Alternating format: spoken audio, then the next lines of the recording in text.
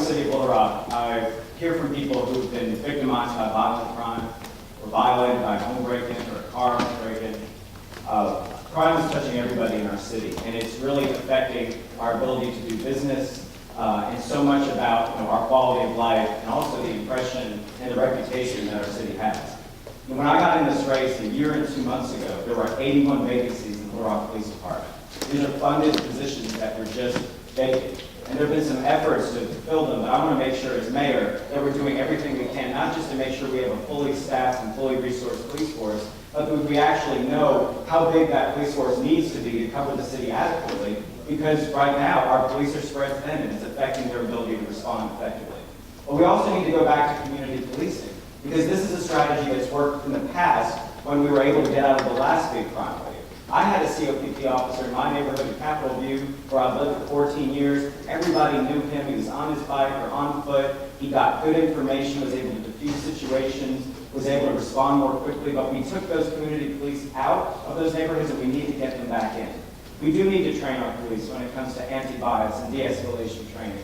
That is critical to make sure we have excellent relationships with the community and to make sure that we're getting the best information and the best response possible. But we also need to invest in community and youth programming to make sure that your young people have alternatives before they're lured into criminal activity. As mayor, this is an urgent priority for me, and we'll have a multi-purpose approach to making sure we're preventing crime and responding effectively. To have things like mass transit. With urban density, you get neighbors. You don't have vacant buildings, vacant lots. That's where crimes occur. If you look in cities where people have turned that around, it's with neighbors who care about neighbors, and with programs like juvenile justice, with better drug intervention programs, better programs to deal with people coming out of prison. 52% of the people that go to prison are back in prison in 3 years. You got a crime problem? Think about it like that. You've actually got the people. Half of them are going back to prison. They commit crimes to do that. Lots more to be said about that. Right now, and it's already leading to a lot of segregation and disenfranchisement and inequity. When I'm around the city, which I am every day in all different neighborhoods, I hear the same concerns from parents everywhere who are confused about why they're zoned for certain schools, or why one person across the street from them is zoned for a different school. I think we all see this with our own eyes. And what we need is a process that's transparent, that's accountable, and that most of all, again, is inclusive of everybody in the city. And I've said this before, but I'll say it again. I think our political leadership needs to be engaged in this process in order to ensure that inclusion and equity is prioritized.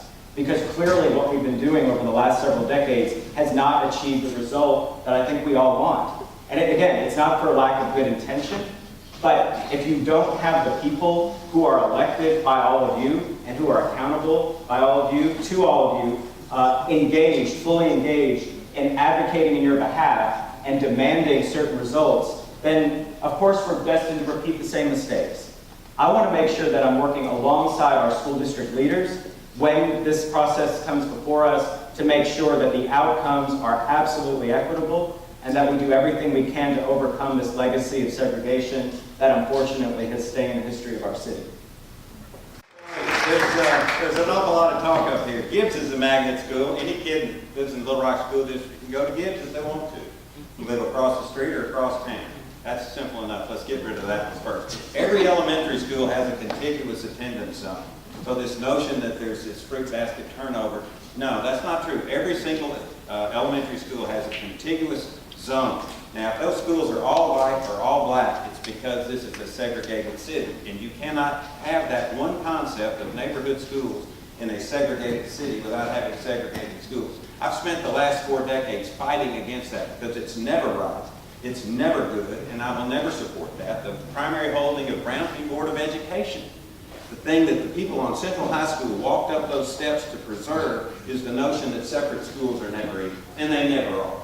They're not, and that's why my kids went 20 years in public school. I've had kids in Little Rock School District for 20 consecutive years. It was because I wanted my kids to go to school with people in a room filled just like this one, all sorts of people from all sorts of backgrounds, living and learning from one another. That's the essence of this. There's so much talk about education that's uninformed. Much of this today has been uninformed. But I've been there. 20 years I had kids in public schools, 12 years on the school board, fighting my guts out. And it's easy to criticize people when they're in the arena fighting. There's got blood and their sweat and their tears invested in something. It's simple to say it doesn't work. And it hasn't worked well. I got fired because I wanted to have a comprehensive education plan. That's why I got kicked out of the Rock School District by the state. And I want local control. As mayor, I will make certain my first priority is to make certain that we receive our local school district back today. You have to have a mayor that's going to truly be vocal, advocate, and negotiate to make sure that happens as best as possible. As the only candidate that went to school here and graduated from a Little Rock School District school throughout the process, I understand that our current attendance zone systems are very complex, cumbersome, and quite frankly, real. We have too many issues right now. There are members of this board today that have set up the system that we have today. And we need to understand that. We need to understand that. This issue has been going on since I was in high school and junior high school. And nothing's changed yet. We need to make sure that there's a mayor that can speak truth to these type of issues that have been going on in our city for so long. It's time to have a leader that understands our city, that can speak truth, that can make certain that we truly unite the city through intentional interactions. In the present form, the Little Rock school zones are a mess. Not only are they a mess, they are racially charged, and I'll be very candid about it. You have students living in Bryan and or Benton, and they attend Central High School. They live in Benton and or Bryan, and they attend Central. You have students that live at 16th and let's just say Gaines. They can't go to Gibbs. Gibbs Elementary is known as one of the best schools in the Little Rock School District, but you have kids that not only do not live in the neighborhood where Gibbs is located, but kids that come from all over Little Rock and other cities to go to Gibbs. That's not right. We need to fix it. So as mayor of Little Rock, I will work closely with the Little Rock School District to make sure that those zonings reflect the children that live in the neighborhoods, because it makes no sense for a child to live 3 blocks from a school and can't even attend the school. You can't explain that. So I would tackle the zoning problem head on. It would make more sense for the neighborhood and the community to make it more diverse and more inclusive, and we wouldn't have the mess that we have now currently in the Little Rock School District as it relates to zoning.